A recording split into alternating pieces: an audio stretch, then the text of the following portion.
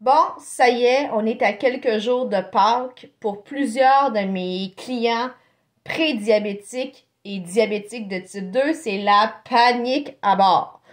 Mon Dieu, il y a du chocolat partout. Mon Dieu, je vais me faire offrir du chocolat. Mon Dieu, je m'en vais à cabane à sucre pour l'événement. Comment je vais gérer mon taux de sucre? Ça y est, ça va être le bordel. Alors, j'avais le goût de te donner quelques petits trucs pour passer à travers de cet épisode de l'année qui, pour la plupart, ça peut être très festif, mais pour une personne avec un problème de santé, ça peut devenir plutôt stressant. Donc, c'est parti. Mon nom, c'est Véronique Plante. Je suis nutritionniste diététiste spécialisée en prévention et en traitement du diabète de type 2. Moi, ma mission, là, c'est d'être une courroie de transmission, te pusher de l'information basée sur la science, les plus récentes études scientifiques, afin que tu vives le mieux possible en harmonie avec ta maladie, qui soit le prédiabète ou le diabète de type 2. Donc, maintenant qu'une fois ça c'est dit, attaquons-nous à la vraie matière d'aujourd'hui, qui est comment qu'on gère Pâques. Donc, le fameux chocolat est certainement un aliment chouchou, un aliment plaisir et certainement pas un interdit. Quand on mange du chocolat, là, on n'est pas en train de commettre un crime, là, on est juste en train de manger point à la ligne. Deuxième chose aussi, c'est que rappelle-toi que le chocolat, oui, il peut être sucré, il peut être salé même, il y a différentes mille et une déclinaisons. Puis rappelle-toi que le but, c'est pas de manger tout le chocolat dans un temps record. Souvent, les gens tombent dans ce mécanisme-là. Je vais tout manger pour vider mes réserves, pour plus qu'il y en ait dans la maison. Pendant qu'on fait ça, malheureusement, on déguste pas le chocolat, on le savoure pas parce qu'on est dans nos pensées obsessives, culpabilisantes.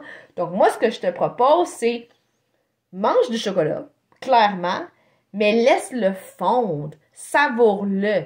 Achète un chocolat de qualité pour pouvoir en profiter, puis pouvoir te contenter aussi, parce que je te rappelle que quand on mange très vite, on goûte pas grand-chose, puis on savoure pas grand-chose, puis après ça, on sent possiblement mal ou ballonné parce qu'on a trop mangé, en plus des glycémies qui vont possiblement augmenter beaucoup plus parce que j'ai mangé une plus grande quantité de chocolat à l'habitude.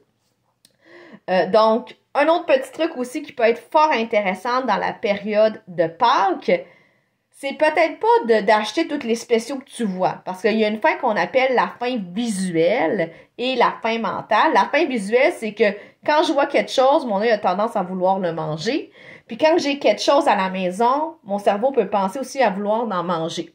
Donc, pour contrecarrer un peu la faim visuelle, si tu achètes plein de chocolat, peut-être de les serrer dans une armoire ou dans le frigo ou même de le mettre dans le congélateur pour être moins exposé visuellement au chocolat, puis le sortir au temps voulu lorsque tu auras vraiment le goût de manger du chocolat ou lorsque la visite arrivera ou tout autre contexte, OK? Et pour la faim mentale, ben c'est sûr que si tu achètes des gros formats de chocolat, le cerveau, il sait très bien qu'il y en a dans la maison, donc ça peut être un incitatif. Donc, essaye de faire des achats alimentaires, je vais dire, raisonnables en fonction de tes besoins réels.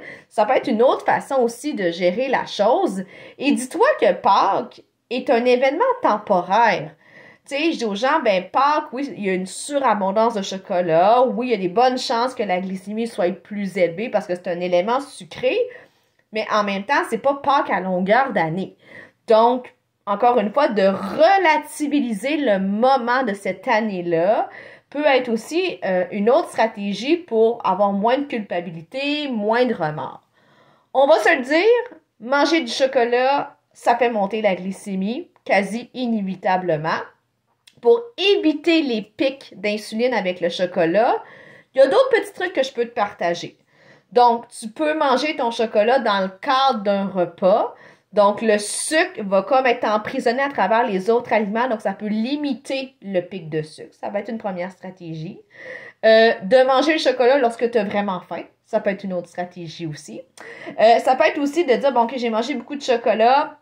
Ma glycémie est élevée, je vais aller marcher un petit peu pour juste mieux me sentir. Ici, c'est bien important, par contre, Avant de partir marcher, si ta glycémie est haute, prends ta glycémie. Si tu es en haut de 14 et tu te sens pas bien physiquement, je te suggère pas d'aller marcher. Par contre, si tu es à 14-15, qui est très haut comme valeur, mais que tu te sens bien, oui, tu peux y aller. Peut-être y aller avec quelqu'un ou d'avoir un cellulaire dans tes poches si tu aurais un malaise durant la marche. Donc, il n'y a pas de truc magique là-dedans. Mais s'il y a un conseil que je peux te donner, c'est tombe pas dans un mode de privation. Reste pas enfermé chez vous pour pas manger de chocolat parce que la restriction, la privation emmène des envies très fortes et aussi des détresses psychologiques des fois très importantes. Donc, même si tu es une personne diabétique de type 2, tu as le droit de manger du diabète, du chocolat, mais essaie d'avoir toutes ces petites stratégies-là dans ta tête, puis vois le chocolat comme tout autre aliment, hein. C'est un aliment à la base, donc si on le voit comme un aliment comme un autre, ben, il y a moins le sentiment de « Oh, je vais en profiter pendant que ça passe ». Donc, on est plus dans le comportemental dans cette chronique-ci, mais nos comportements alimentaires influencent aussi notre taux de sucre. Je trouve ça hyper important d'en parler. Je te souhaite de très beaux moments de Pâques avec ta famille, tes amis, dans le moins de culpabilité et de remords possible, malgré la présence de cette maladie-là. Et, comme d'habitude, si tu apprécies ma capsule, aime, partage, commente, abonne-toi à ma chaîne en cliquant sur la petite clochette en haut. À tous les mardis, c'est un rendez-vous pour manger mieux et vivre mieux malgré la présence du diabète de type 2. Je t'embrasse fort. Merci d'être autant au rendez-vous et on se voit très prochainement. Ciao!